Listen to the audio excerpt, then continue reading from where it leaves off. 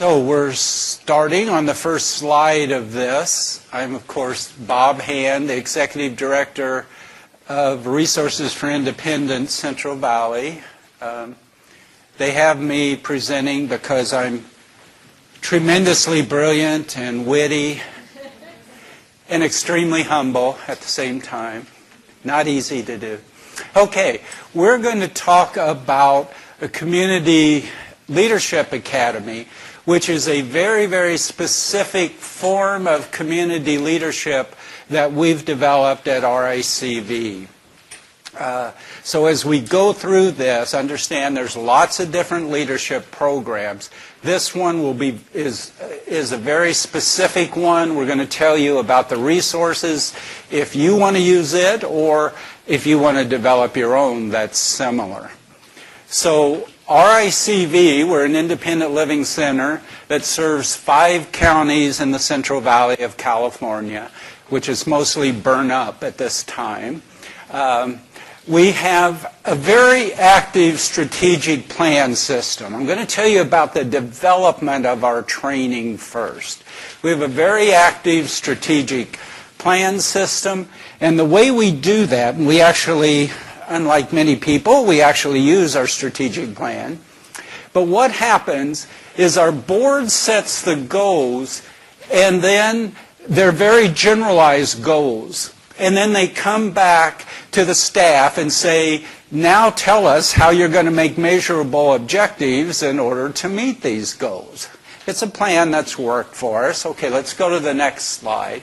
So about 5 years ago, and maybe 6 years now, the board set a goal that said people with disabilities will be full participants in our communities. So what they were saying is, we're not looking at a goal that says that certain buildings will be accessible or that people will have access to specific programs, but will be full participants in the community. Okay? And as the staff were thinking, how can we possibly affect the system enough to do that? I mean, to be full participants, what does that even mean? And so as we tried to look at it, if you look at you're going to be a full participant in the community, you need to be part of the design of the community, right?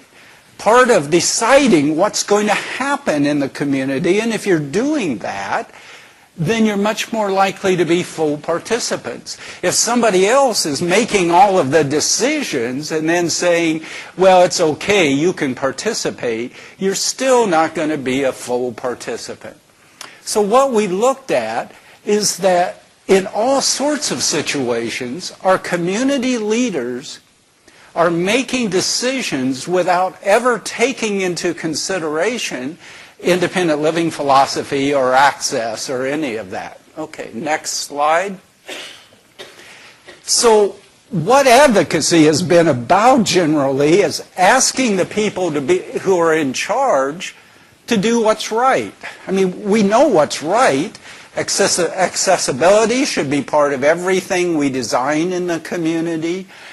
Independent living philosophy, meaning that whole idea of people participating should be a part of everything that goes on. And yet we're having to go to our leaders and ask them to just do what's right. But in reality, you're a little quick. She isn't totally trained in this process yet, but we're working on it. We're still on that slide. In reality, what happens is community leaders go about their business making these decisions. They get announced either that the decision's already made or here's what we're going to decide. And then as a disability community, we all run out and protest it, right? That's the system that happens. And to me, one of the things that happens within that process is even when we win the battle, we often lose the war, right? Because we've made enemies of everybody. we've had to run in constantly and tell them, you're wrong. You're doing everything wrong. Your whole process of making decisions is wrong. Amazingly, most community leaders don't like that. So even when we win that battle, it's often hurting us in the overall war to change things. Okay, clicker. Next slide is... So it's true, too, that we have all of these laws. We have the ADA, the Architectural Barriers Act idea, all of these laws. But the reality is having the law isn't enough. I mean, we all know that, right? It's how is the law implemented in your community. That's what matters. If you have everything written out that's brilliant, a law to make everything perfect for all of us, except in your community that doesn't happen, then the law doesn't matter. Yeah, we've got to have that law in order to take the first step. But the law is only the first step. The regulations are only the step until we can ensure that they're implemented correctly within our society, our communities. Okay, next slide. And the implementation, amazingly enough, is still not perfect, right? I went over to South Korea and I did some work there. They have a law somewhat similar to the ADA, and it had just been passed, I think it was 5 years ago. And they were saying, oh, it's so frustrating because we got this law passed, but so many things still aren't accessible. And I'm saying, well, at that point, we got the ADA passed 25 years ago, and still everything isn't accessible. So, you know, you got to keep at it. Don't give up just because it's 5 years later. So what we do, again, is go out and protest, go out and fight it, go out and fight society over this. But the issue is, to me, one of the big things is our input is almost always reactive instead of proactive. You know, the people in the community have done these things, and now we're trying to react and change it and make it right. Our community leaders have made these decisions. They're all ready to implement them. They think they're right in place. And now we have to react to that, and we have to go do something about it. And so this kind of activism, which is critical, I mean, we all know that you cannot do without it. But the other side of that is it's always confronting the problem from the outside. Right? Here's the society leaders taking a non-disability view, and here we are on the outside beating on the door saying, we need to change this. You need to change your approach. You need to change this law. You need to make this building different. This is essential, but it's always an outsider's approach. So we wanted to look at something different. So on the next slide, what we decided is, can we override this system?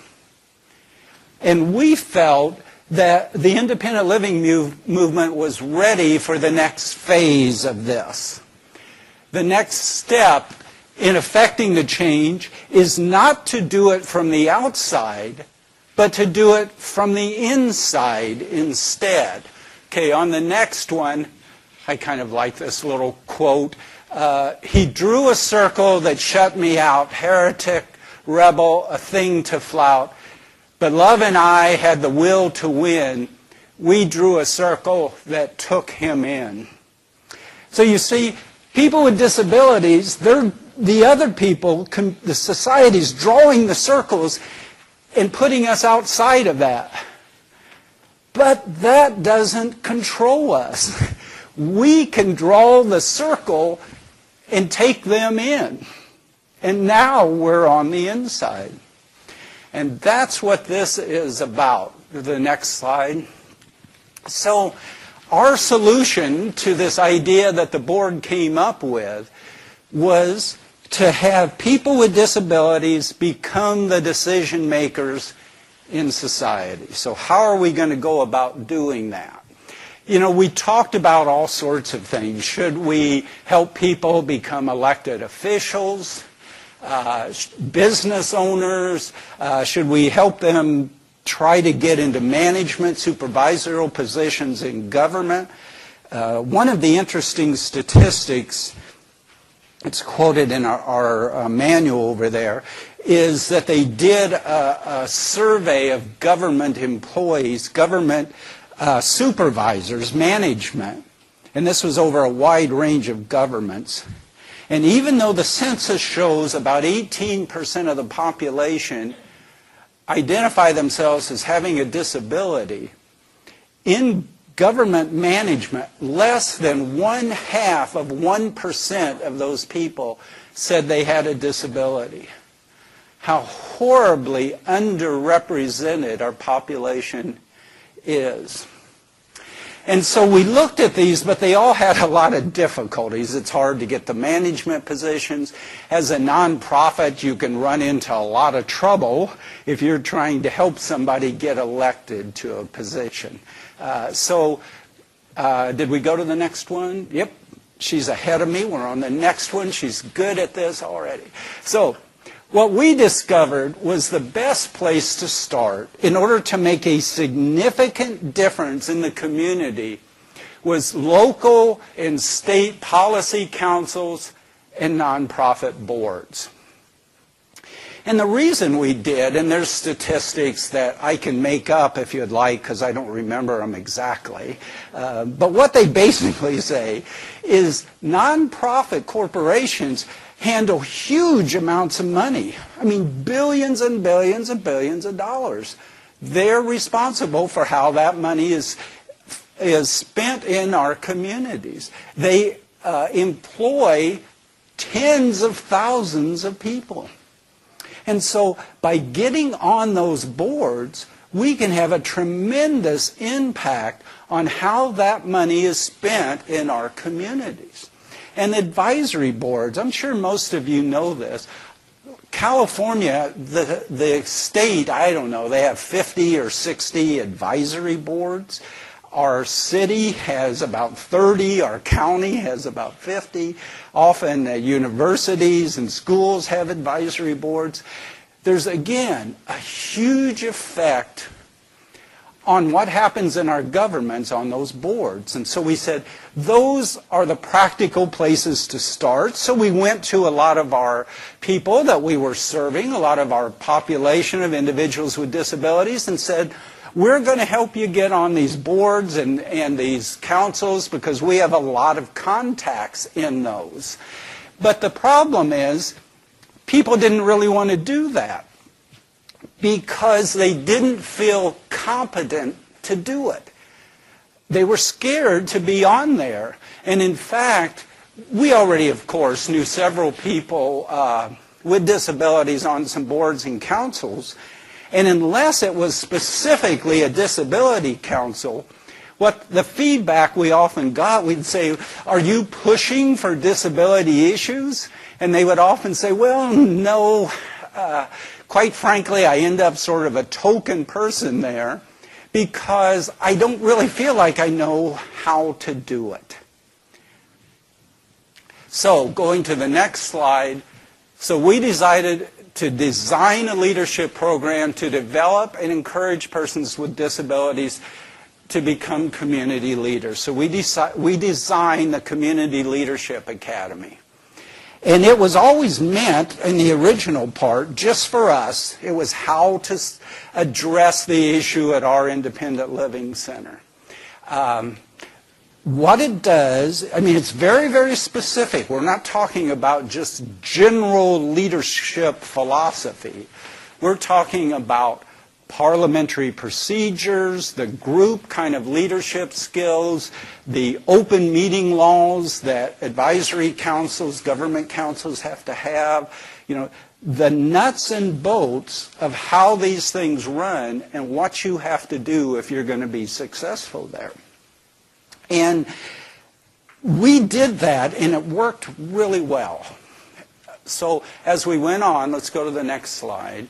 So what we're going to do today, Sheri and I, and she'll introduce herself again as she changes roles, is we're going to talk about this very, very specific program to train community leaders. It's a program that any of you can do. You can design it yourself, just like we did. Or, of course, we're going to talk to you about the resources we have to help you duplicate, or how you can contract with us to do it. So before this is all out, we're going to cover those items. But again, I just want to emphasize, this is something you can do on your own. Of course, it won't be as good as the one we did, but what the heck, you know, it'll still be okay. Or we'll show you how to do it. So in the next one, I want to start out by telling you what I do. I would recommend this for all of you. We have a staff board written report that goes to our board. I send that to the director of California's Department of Rehab and the deputy director and the independent living director and the independent living bureau chief and the silk executive director and our state association executive director. I send this out to everybody, telling them what we're doing. And when I go to these meetings, I'm constantly telling people. And so we met a guy who does national trainings. Do any of you know Richard Pimentel? Okay, he's a large national, he speaks all over. They made a Hollywood movie called The Music Within, which was about him. He developed the Windmills program. Anyway, Milt Wright works with him. Milt told me, and he was on the State Rehab Council, he said, you've got to design a training program and get this out. So we've designed a training, Train the Trainer. We did it in Columbia, South Carolina. When we did it there, they brought in one of their foundation people who often funds them, who went through the training. A week later, gave them a $30,000 grant to develop the Leadership Academy. They started with a youth academy and told me that they're getting phone calls wanting referrals for nonprofit boards from their youth before they ever even finish the academy. They had to tell everybody, wait until they graduate. We started one in Hayward, of course, which you're going to hear about later on. Salinas has their own. I've done the training in San Rafael. These are all California. They're supposed to start it in January. I just went to Kansas and did training for 10 centers there. I'm hopeful that a good number of them would start it. I've gone to South Korea, and they've developed kind of their own system of it. It's called Community Leadership Academy of Asia and the Pacific. It's a little bit different than this one. I'm going to Dubai in October, although I'm going to be training on other things. Obviously, I'm going to push the Leadership Academy. But this has been hugely successful. We've gotten 3 different grants to do it ourselves. The governors in California, the governor has an appointment office, just to make all of these appointments. They call us and ask us for referrals for commissions that the governor has to appoint to. And their staff have told me, anyone who graduates from your academy, if you refer them, I can't guarantee they're going to get on, but we'll give them a high priority because we think you guys do a great job in preparing people. So this has been a really meaningful thing for us. It's allowed us to go from being that center that serves these poor little people with disabilities to, in the Central Valley, we're considered also a place that develops leaders within the community. And this is kind of the process we go through. And I'm going to turn this over to Sheri, who doesn't trust me to do the clicking, so she's going to do her own. Yeah. Okay, good morning. My name's Sheri Burns. I'm the director at Silicon Valley Independent Living Center in San Jose, California, and previously also served as the executive director for almost 9 years at Community Resources for Independent Living in Hayward, both within the Bay Area. I need to apologize for my cold, and I might be discharging in a different way with the mucus situation this morning, but I will try to get through this. I feel like, does anybody remember Lily Tomlin's character Edith Ann? If that was a rocking chair, I'd be sitting there being Edith Ann. But bear with me, please. So before we talk about getting started, I wanted to kind of take a step back, and we've been defining a lot of terms over the past day and now into our second day about liberation. We've talked a lot about liberation and into that, and understanding that internalized lack of worthiness or inability and how that affects people being stuck and moving forward.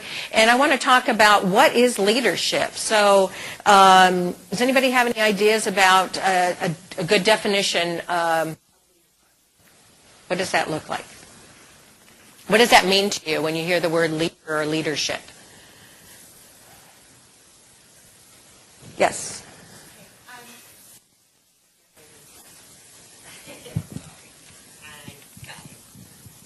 I thought my voice could carry. To me, leadership is a modeling behavior, showing others how to do things correctly, at least modeling that, being able to motivate them and help them to understand their own abilities and what they can do. So basically to allow them to empower themselves and to advocate for themselves and to advocate for others. Okay, That's great. what it Great. is to Thank me. you. That's wonderful. Anyone else have anything to add? Yeah. We have one in our advocacy group called CATS, the Countywide Advocacy Team of Santa Clara, because we all happen to be cat people. And we have a natural leader who is someone who takes charge and moves things forward, sometimes to excess. I always thought of a leader as someone who shows others the path. Okay, excellent definitions, and they all complement each other quite well.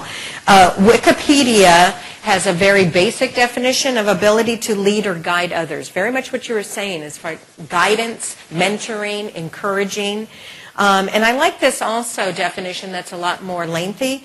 A process of social influence in which a person can enlist the aid and support of others in the accomplishment of a common task.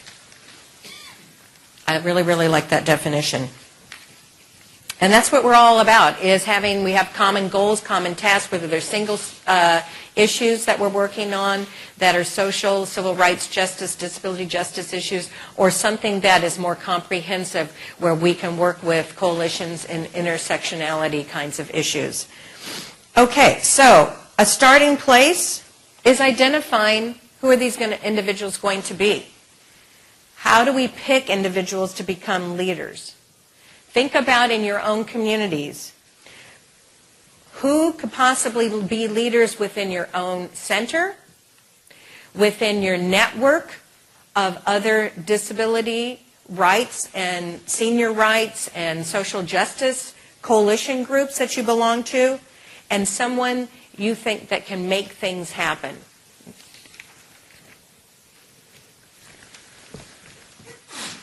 Bless you. Okay. We also need to consider that people who are both activists and advocates, but also willing to work with the establishment.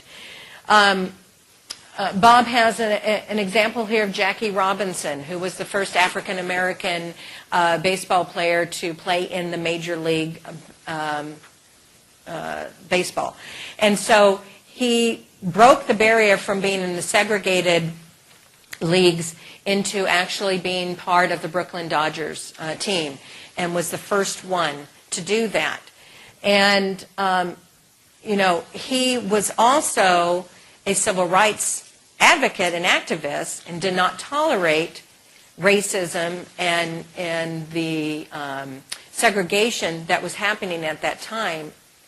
Matter of fact, he almost was court-martialed when he was in the military because he refused to sit in the back of the bus. And this was a military bus that was supposed to be integrated for officers. And he was a second lieutenant.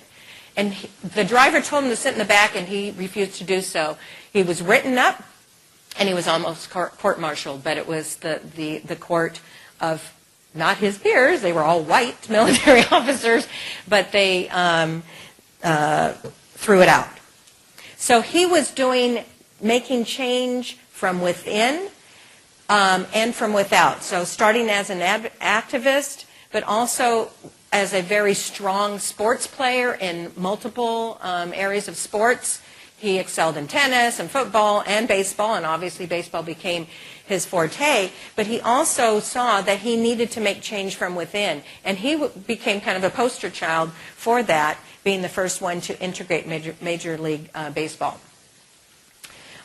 So that's kind of what Bob was talking about as we're working on developing community advocates and leaders within our communities, being on boards and advisory councils and commissions, is making that change from within. Because if we're always pushing from the outside, we're always then still having that barrier that we're having to either push through, leap across, go under, go around, and we're always coming from the position of being reactive and being aggressive. And we need to get on the inside to make some of those changes. So people with qualities that the community will respect. There's some qualities up here that are listed that are traditionally considered part of being a leader: independence, positive behavior and thoughts and mannerisms, being courageous or brave or willing to push through when you're fearful about things, having integrity, confidence, commitment. Any others that anybody can think of when you think of a leader? Patience. Vision, visionary, thank you. Authentic. Any others? Determined, responsible, driven. They're able to persevere, good communication skills. All of those are qualities and attributes that help people become good leaders. Jackie's legacy, with all of his MVP, he had 6 All-Star. He was on the All-Star team 6 times, was MVP in 5 World Series, won 1 World Series, has gotten in the Hall of Fame. His legacy statement was, "I'm not concerned with your liking or disliking me. All I ask is you respect me as a human being." And that's what we all want. We all want and should have respect and human dignity. And we want to make sure that our advocates and our leaders that we're developing are on the inside to work to make some of those changes in societal attitudes. Okay, also ability to work well with others, knowledge of the community, people and resources, ability to run meetings effectively. These are the kinds of things that in the Community Leadership Academy are addressed. Now, there's other ways, obviously, to develop leadership skills and other programs that you can institute within your own centers. But Bob and then Michael Galvan over at Krill, who's implemented this program a number of times with our community participants and consumers, will go into much more detail about how this particular program will help lead people and give them the skills, the tools, and the confidence to actually feel comfortable to join some of these groups and be on the outside to make those changes. Keep in mind that activism and community leadership are not the same. However, both are needed, as I mentioned with the example of Jackie Robinson. Activism addresses issues from the outside, while leadership addresses issues from the inside. Leadership and being a leader is also not the same as being a boss. Okay, being a boss, you drive people. Being a leader, you coach people. Being a boss, you command. Being a leader, you ask or encourage. A boss typically says, I did this, I did that. A leader will say, we accomplished this. A boss oftentimes places blame when there's problems, whereas a leader will look at what are the issues and what are the solutions, and let's take a look at and fix what broke down. A boss knows how it's done. A leader shows, not knows, shows how it's done. A boss uses people, and a leader develops people. And a boss typically says, go, and a leader will say, let's go together.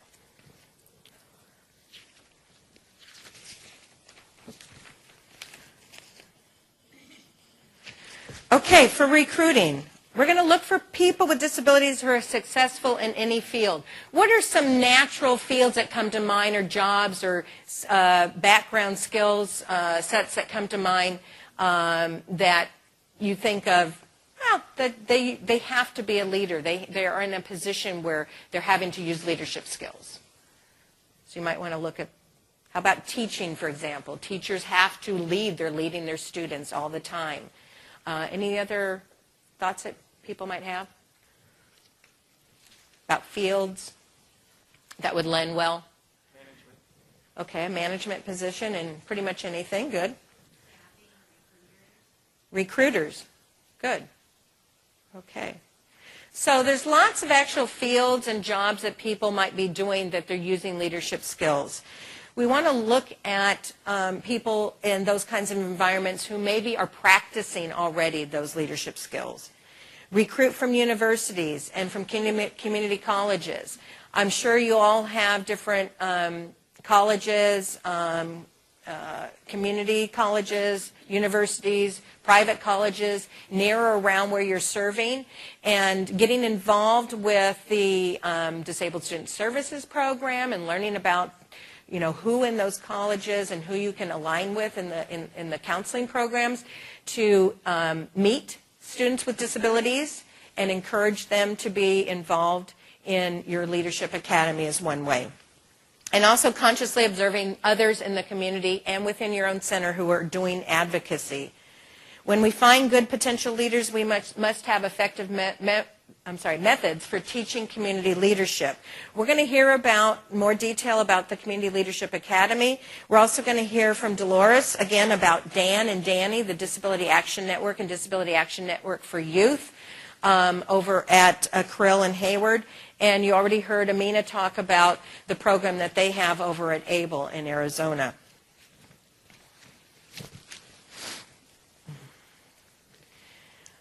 Okay, leadership skills, natural versus appointed leadership. Natural leaders have authority because people trust them. Can you think of people in your life or in your work situation who just seem to be natural leaders because of, again, those attributes that they have within them? That is not necessarily the same as somebody who's in an appointed position of leadership. We have, as Bob mentioned, politicians.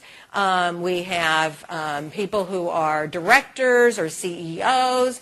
We have people throughout our lives in society who are in positions of authority because of their job, but not necessarily a natural leader. They learned those leadership skills. Okay, so just because somebody has, we need both. We need both people who seem to be comfortable in being leaders, and also, as Amina had mentioned, the kind of the reluctant leaders, is that the people who just need encouragement. They need an invitation to be at the table and say, hey, you want to be part of solving this social justice or disability justice problem. Be part of our team to work on this so that we can address these particular issues and areas of concern in our communities. Again, the natural leaders, we're looking at those attributes that we talked about, determination, responsibility, visionary, those kinds of things. And appointed leaders are the learned skills. And we all can learn skills to become leaders. Okay? we are all, show of hands of how many people see themselves as a leader right now. Excellent. Good. So I'd say that's a little more than half. I think everybody's hand should be up, because whether you're a leader within your disability service and advocacy community in your independent living center or not, you're probably a leader somewhere else.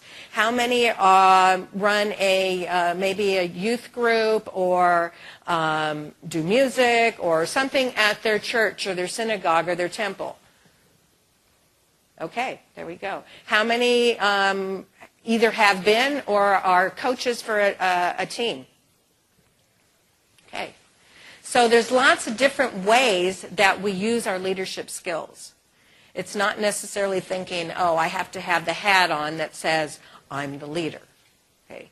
We have opportunities in a lot of aspects of our lives to take up a position where we are encouraging others to respond to an issue and helping guide the group to move in a direction so we're solving a problem.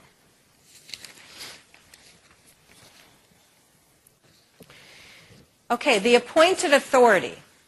And this is the board members that we talked about. They have appointed authority. They have responsibility for developing policy, providing specific level of governance in the organization that they serve.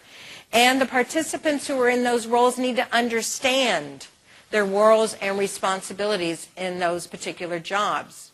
Okay, they need to understand, what does it take to, for example, if it's for a board for an independent living center, what does it take to run the center on a day-to-day basis? Even though they're not responsible for that, they need to know and understand what's all involved in that. They also need to know the personnel policies and make sure that those are being adhered to and that they're up to date. They need to understand the governance of the organization. They need to understand very much so and believe in the mission of the organization and be a part of the advocacy efforts and sharing of the mission and services of the organization, and be enthusiastic ambassadors for the organization. So there's lots of roles and responsibilities and job duties that people have if they decide to step up and be on a board or a commission. And there's lots of benefits too, because then they are sharing their expertise and their skill set with that organization and can be a resource for them.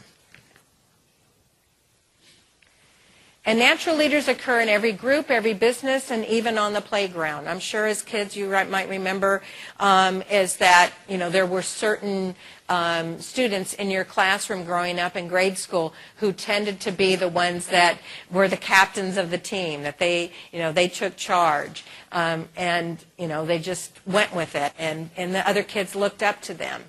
And again, that's part of that natural leadership, but also leadership, as I mentioned before, can be learned and developed, but we have the responsibility to encourage that.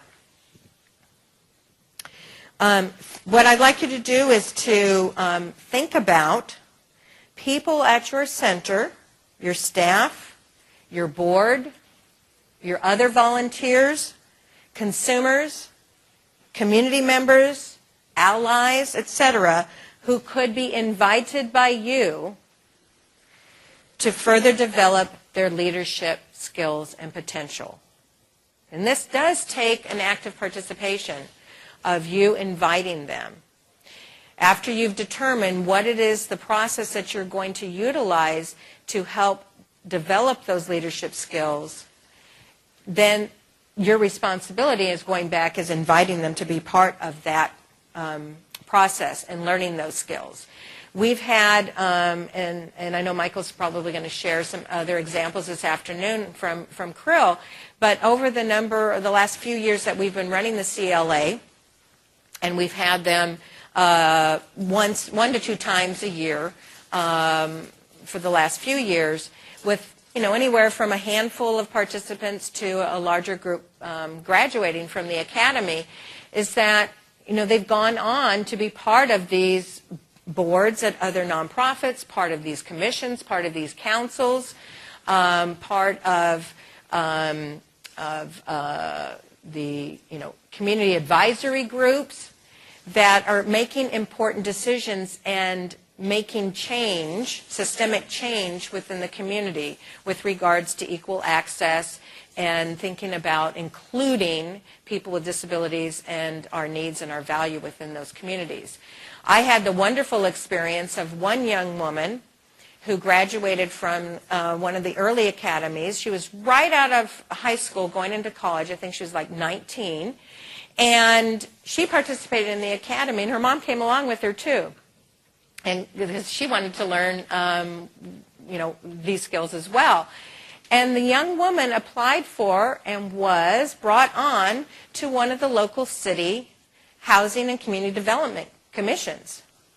And so she was a participant in the commission and making decisions about the nonprofits and the funding that the nonprofits that were getting in that particular city. So I actually had to come up to her and do a presentation to her and the other commissioners about why my center should get funding for the next year.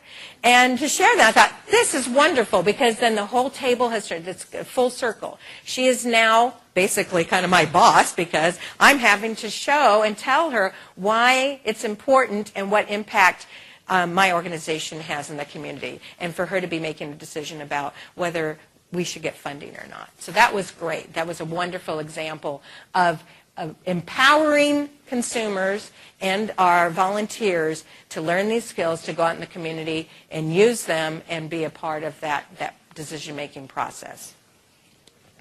I'm just going to leave you with one last quote before I turn it back over to Bob, is that, and I'm going to give a piece of candy to whoever can tell me who the author is of this quote. But in our office, we have potty posters in the bathroom. And because where else would you like to, wax philosophical, but when you're a captive audience in the bathroom? And so we've got some various bumper stickers and posters. And this one I love. The most common way people give up their power is by thinking they don't have any. And so again, getting out of that oppression thought and philosophy and helping people move into accepting who they are, cherishing who they are, valuing who they are, and what skills and talents they have to offer, and becoming a leader. So who knows who might have said that quote? The most common way people give up their power is by thinking they don't have any. Good guess, but not someone a little more contemporary who's still with us. It was Alice Walker, the author of The Color Purple and poet and activist. That was her quote. And you can replace the word power with leader. Give up their leadership ability by thinking they don't have any. We need to encourage leadership ability in everyone. Okay, Bob. Okay, so I get to keep the candy bar, I think that means. So, we'll have more candy later. Yeah. So, I've said that we run community leadership academies, and you all can start your own and run it. But we also do what's called Leaders Without Limits, where I or somebody else goes to your center or goes to a group of centers and teaches them how to start your own, how to fund your own, etc. And that's kind of the approach I'm going to take right now. This is what we do. And so the things that Sheri talked about are part of what we would teach you, how to do the recruiting. I mean, one of the things that we think is critical, we found this, is if you get on a board of directors and you've never done this kind of thing and you think the chairperson is always in charge, you're not going to be very effective, because often there's somebody who has leadership within the community and nothing gets done unless that person agrees. I don't care who's chairing the meeting. You'll have somebody in that group who everybody respects or everybody looks up to or everybody's afraid of or whatever. And if you're going to be effective, you need to learn to look at your group and analyze who has the real leadership positions as opposed to who has just the titles. So if you're following along, we're now on slide 68. So as I said, this system is nothing, in effect, philosophical, generalized. It's very, very specific. We teach people how to be effective board members, how to be effective council members. And the other thing about the Leadership Academy is it's not like a school where you say, okay, you're through it, you're graduated, great, go do something good. The design is to keep contact with the people, to keep track of the people, to see who's being successful, and to help them in that if they have questions once they move on. So what we're teaching is a number of things. How to communicate in a board meeting with other community leaders. So again, not as an activist, because if I'm in a group who makes a decision and I'm attacking the other members because they're not doing things right, I'm not going to get my agenda addressed. I have to learn how to cooperate, how to collaborate, how to get people to make the decisions that I know are the right ones and need to be made. We talk about how you constructively share your thoughts and opinions about your cause. Again, kind of from that inside of being part of it. You know, what we teach people is if you're on a council or you're on a board, you have to be bought into it. So if that board makes a decision, even if you disagree with it, you have to support it. Or resign from the board, and then you can do whatever you want and say whatever you want. We teach about being an active, committed member of these boards and groups so that you are maximally effective in it. We also spend a lot of time about actually being the chair of a council or board or the president. Because what we feel is even though a lot of our people aren't there yet, if they understand that role and they understand how it should be ran, then they're going to be a much better participant in the system. So let's go to the next slide. So we talk a lot about how boards actually operate using parliamentary procedures. Now, one of the slides says community leadership teaches Robert's Rules of Order, and then we teach how boards actually operate. And that's one of the things. Almost all boards say anything not covered in our bylaws, we follow Robert's Rules of Order. They do not. Nobody does that I've ever been with, and that's okay. It's not that they have to. As long as you understand the system and you understand what happens and how things operate. The whole idea is to be effective, not to just arbitrarily follow rules. People use Robert's Rules of Order to control rather than facilitate. And that's one of the reasons we teach it, because I don't know if any of you have ever been in this situation, but a board's doing something and you have the person jump up and say, oh, you can't do that. Robert's Rules of Order says you can't do it that way. And generally, nobody has a clue, so whatever that person says is what happens. We think it's effective to teach, here's what Robert's Rules of Order says, here's what we all do, and if somebody's trying to use that to stop the system, you're going to know it and know how to go on. So let's go to the next one. So these are some of the things we talk about. How many of you feel like you know parliamentary procedure? Okay, maybe about a third. You know, one of the things, after we've taught this, I've had several people say to me, you know, I've been on boards for 20 years and we never did any of this stuff. Because a lot of boards run very informally, and sometimes that's okay, and sometimes things don't get done right. So we teach people the whole process, and obviously I'm not going to teach all of that right now, but I'm going to talk about it for a few minutes for you. So we talk about, you know, how to make a motion. Robert's Rules of Order says you don't discuss anything until there's a motion and a second. Nobody does that. We say the next thing on the agenda is we're going to start this program. Does anybody discuss it? want to discuss. So we teach people that process so they're going to feel comfortable there. We teach them how do you make a motion, a second, then discussion, taking the vote. The chairman of my board has tended to get really nervous taking votes. Oh, do I say all in favor or do I say all against? And so we help people just step through that simple process. We talk about amendments. Does anybody know what a friendly amendment is? Yeah, good, okay. It's not always friendly, by the way, but and Robert's Rules of Order doesn't allow friendly amendments. And yet, almost everybody uses them because they're much more practical.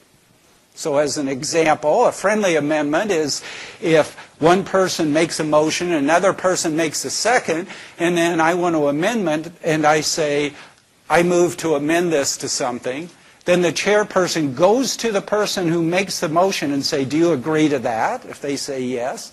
You go to the person who made the second, do you agree to that? If they say yes, then you have an amended motion. Because the concept is, if the person who made the motion agreed to it, well, they would have said that anyway. And if the person who seconded agreed, well, they would have seconded it anyway. And that's how every organization runs. But what if you don't agree with it? Who knows what you do? If I want to make an amendment and the person doesn't agree with it. Yes, sir. Use the mic there. Check. It's been a while, but I believe the next thing is the amendment is voted upon, whether or not the amendment can go forward, and then there's the motion as amended. Right. So basically, you treat the amendment as another motion. I'd have to ask for a second.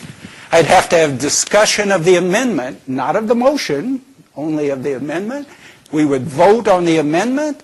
If it fails, we go back to the first motion. If it passes, I say now we have an amended motion to discuss, and we do it.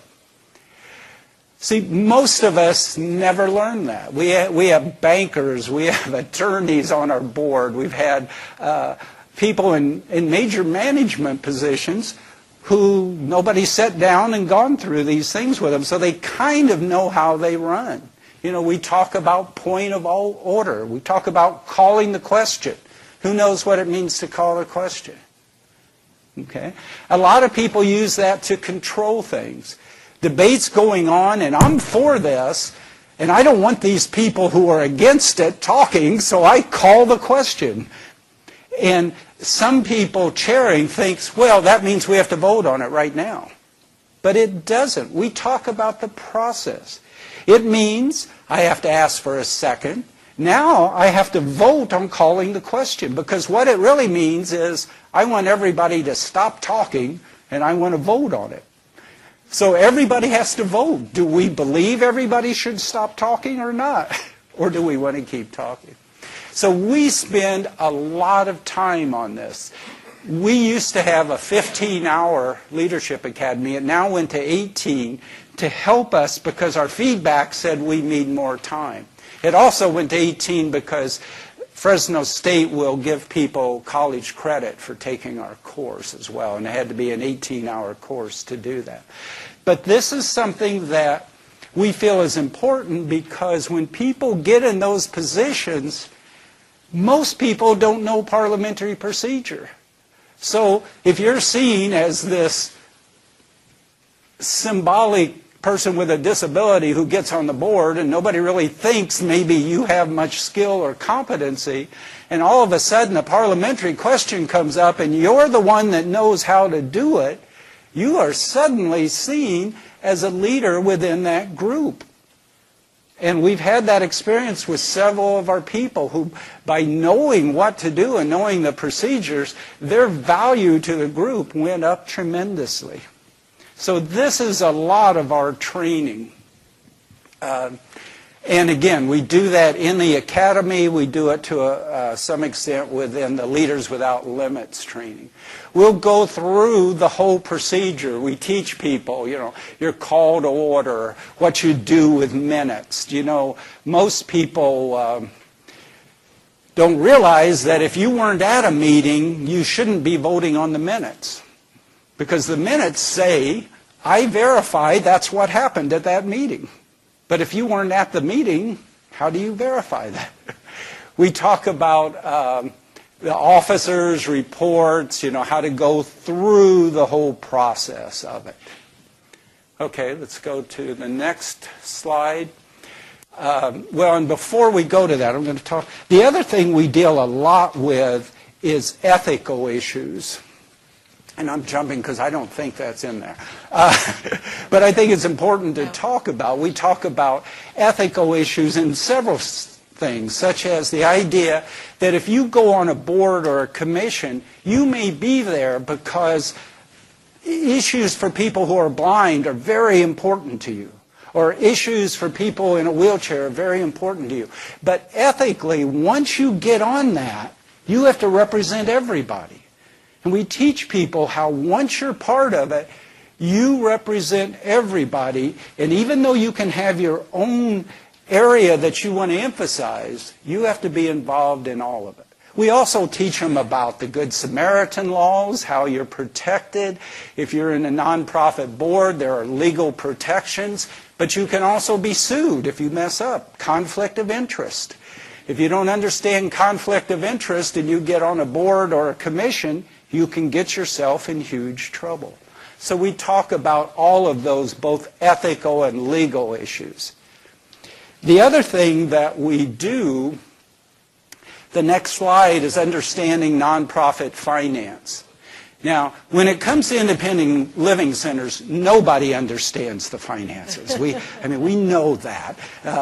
The governments have made it so difficult that they're incomprehensible, but we teach the best we can. One of the things we understand is if you go on a board, you're not going to be a financial expert. We don't expect that. We have a finance manager to do that. But you are legally responsible for those finances. So you need to understand the concepts of it. We talk about what's an accrual system, what's a fiscal year, what are grants versus contracts. One of the things we say here is we teach people mainly, if you're on a board, your primary responsibility financially is to ask questions. That's all. And make sure you get an answer you understand. So look for anomalies. Is the year-to-date figure for any line item significant, lower, or higher than budgeted? So if you're halfway through the year and your budget says you should be at 50% and you're at 80%, you don't have to understand that. You just have to turn to the executive director and say, why is this at 80%? Give me an explanation. And that's the kind of thing we teach. We teach to look for trends. If an income is low, did it start low? Is it moving upwards? Odd numbers, numbers that look like they're out of place. If you have a budgeted line item that's miscellaneous, and it's a $500,000 budget and miscellaneous is $100,000, you want to look at that and go, why? Why do we have 1/5 of our budget under miscellaneous? Explain that to me. Maybe there's a good reason. Maybe the executive director has to take a lot of trips to Tahiti or something. We don't know these things. Or Dubai. Or Dubai. We talk about big changes. Has a new department or light item. So anyway, what we teach them. We teach people that they're responsible. Don't get away from that. If you're on a board, you're responsible. One of my staff was on one, and he came to me and said, the executive director won't give us finance statements. Is that okay? I said, well, no, that's not okay. Because you as a board member can be held responsible under neglect if you didn't pay any attention to that. He ended up resigning from that board. And then later, major things happened, and he was very happy he was no longer on that board because he understood there's a responsibility there. Okay, the next one. So then we talk about government councils. And by the way, in each state, so every state has what's called sunshine laws or open meeting laws. When I went to South Carolina, I had to look those up. Kansas is different. Missouri's is different. California has some very, very comprehensive open meeting laws. And so we teach people about that. If you're on a government council in California and there's some issue you want to address, so I email one of the other members, and then they email somebody else, I've broken the law. Because I just had a meeting that was not properly following the open meeting laws. So the laws are horrendously complicated because attorneys made them, of course. But we talk about the basics. What does that mean? What's your responsibility? We talk a lot about accepting the role of a government representative. Again, if you're appointed by the governor, you know, one of the things they're going to ask you, they interview you, they're going to say, what are you going to do if you disagree with the governor? What's the answer? Anybody have it? Well, we don't have a lot of time, so I'm going to tell you the answer in case you ever do it. You know, they see you as an employee. We talk about that. If you're on that board, even though you're not paid anything, you're an employee. An employee has a duty of loyalty to their employer. So like what I said was, if I disagree with the governor, I'm going to tell the governor about that because that's my role. I'm an advisory person. Not that I ever talk to the governor when you're on these, but you know, that's my job. But I cannot tell the public the governor's wrong if I'm on that group. Now, what I can do is I can resign from that council and then I can tell people how stupid the governor is. But if you're on that, and they're going to ask you that in many of these kinds of things. So we talk about your role as that being in effect an employee of the government as you do that. Okay. So those are some of the things. Now, we actually train in a whole series. So I wanted to show you. Up here on the board, it says you can order this. I have a big booklet here. Not booklet, book, 100 and some pages, a bound book. This is our Leaders Without Limits. This is the Train the Trainer program. So in it, it has everything you need. And I literally mean that. It says, if you're going to do session 1, here's the materials you need, here's the kind of things you're going to cover, here's what you want to accomplish, etc. We also have the Leaders Without Limits student manual, which is a very small one compared to this, but all of this is in here. If you want those, you can go to miltwright.com. It's $195, but I talked to the publisher, and if any of you want to buy it, you can put in the code that's listed on there and get it for $130 instead.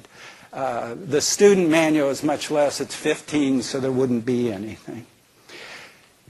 To us, this is crucial. This has changed our ICV. Many of you don't know that. When I came in, it had failed 2 reviews by Department of Rehab and RSA. They were going to close it down. We had to make major changes in operations, in board, and everything. We did that, but that wasn't enough. Our reputation was horrible. One of the big things that made the difference was Community Leadership Academy. Now, people throughout the community, I mean foundations, everybody around, and at the state level, Department of Rehab, the governor's office, see us as people who train leaders. Sheri, any wrap-up? Well, I think the last slide really says it all as far as what we are trying to help you all achieve within your centers and within, more importantly, within our communities that we serve, is to take the independent living movement to the next level by promoting decision makers who understand the civil rights of people with disabilities and can make change from within those communities. So we're actually educating other leaders, and we are part of the leadership in making those changes within our communities. So we just about have like 3 minutes for any questions before lunch. Yes. I've had the privilege of serving on a few boards in my time, and I don't know if this was mentioned earlier, so I apologize if it's repeated. But I think one of the most powerful roles there is to serve on a lot of boards is to get on the nominating committee so that you have a chance to shape who is there. Absolutely. And a chance to really recommend people with the skills that you know are needed. Thank you. Another question? Other questions or comments or thoughts? Amina? Yeah, as you were talking, I realized that a lot of the same process for like Robert's rules is what's used in the legislature too. So it also helps people understand what's going on in committees, which is the main place you have an opportunity to speak out about policies that are being created in the legislature. So you can understand what's going on in that committee when you're sitting there. Good point. Absolutely. Yes, Daniel. Test.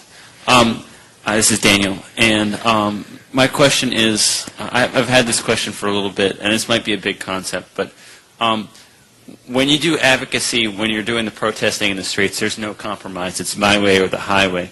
But when you're inside the circle, as you said, compromise is something you have to do. At the end of the day, you have to all agree on the voted on. So when you said that committee or that board, they all agree at the end of the day. They can't go out the door and say, no, everything we agreed on was BS. And so does that challenge the advocacy that we normally do, is when we're just no compromise? When we come to the inside, we're having to compromise. It's a different mindset. Can I say that? Yeah. Yes, you're absolutely right, and it is a challenge. But the challenge to me is learning to look long-term instead of short-term. It's kind of like being a salesman. I don't know if any of you were taught. You're taught nobody ever says no to anything when you're a salesman. All they say is, not right now. That's what you hear. And it's the same thing if you're in this. You can't get all that you want. You can't get these 10 steps. Maybe you got 2 of them. But for us, we have to hear, nope, we got the 2 and that's it. It's, okay, all I can get's 2 right now. I'm going to take that. But I'm going to be circling back later on, and I'm going to try for 2 more steps until I get all the way. It's just a different perspective on it. And I think also when we are protesting or doing actions in the community, is that we do have conversations. Hopefully we get to the point where we're able to have a conversation with the folks that are the powers that be in the leadership and the decision-making position, to have some kind of end result. And sometimes that is compromise. I know within the Bay Area we had, Jesse, would you like to share about our work with I use that term loosely, with BART, the Bay Area Rapid Transit System, and the new rail car design? We must have been definitely on the same wavelength, because I was just about to talk about it. Well, the transit agency here, Bay Area Rapid Transit Agency, was showing off for public display around the Bay Area these new transit cars, and incorporated into the new design was a pole in the middle of the boarding doors. And not just any old pole, a pole with Y-shaped handle holds coming off of it. So for folks who use wheelchairs, for folks who are blind, already boarding an already crowded train is challenging without a pole. And so we had some real misgivings. But what we ended up doing in terms of our local advocacy strategy was there was definitely a groundswell of people who wanted to be out and militant, and we were leafleting. It ended up being sort of a very creative campaign. I will say I had to call a group of pole dancers back and say, please don't show up and pole dance at our protest. But though I'm happy, I was willing to pull them out if we needed them. But what we sort of did is Sheri and her center and her advocates, they took the good cop approach, and they were working more with BART administration. And my center in San Francisco was definitely the more agitators holding the pole dancers back. And we were able to actually strike a really, I mean, some people say good. I think it's admirable that we got as far as we did. We have a compromise with BART where most of the poles are going to be eliminated. So that's good. Thank you. And actually, as Jesse's saying, we took it from both approaches. So we were consciously. Consciously. And it was also a coalition building that included other organizations, disability rights, senior organizations, and others that, again, that intersectionality of working together to further a particular cause. And this was accessibility, because these cars are going to be now in use for the next 30 to 50 years, and we wanted them to be right. And what we were seeing was far from right. So it was an advocacy activist and pushing also from the inside and bringing attorneys and others to sit down and talk with them. So you can do both. I'm sorry, Sheri. Where Sheri and I consciously said to our coalition groups, too, like, okay, I'm going to be the bad guy, Jesse, and Sheri's going to play the role of the good guy. And, you know, Bart had no chance. So, any one last question or thought? Otherwise, we need to break for lunch. Yes, Amina. Yeah, I have a question about, so I had recently applied to be on the Silk, council. And then something had come through around center-based workshops and the new CMS rules from our governor, and I had sent out an alert that had a comment that was something like, oh, he's in the pocket of the providers, and to my list of coalition members. And then it made somebody on the coalition feel like they couldn't be on the coalition if those kind of comments were going to be done that could go public because they work for the governor.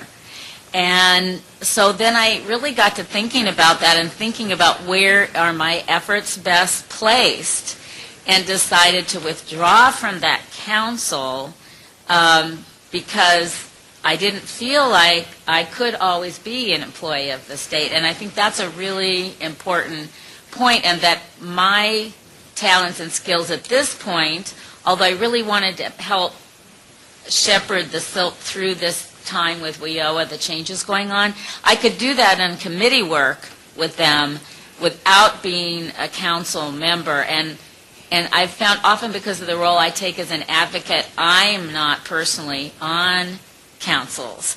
I, may encourage other people to do it because I can play the role of an instigator in a way that I can't when I'm in those kind of roles. But I can be on committees. Right. On the councils. Yeah, and that's, I think, very important that you're understanding where your leadership abilities and skills are best served. And another, both of them are good examples of why we need both the activism and the push still from the outside, and that we can't let up.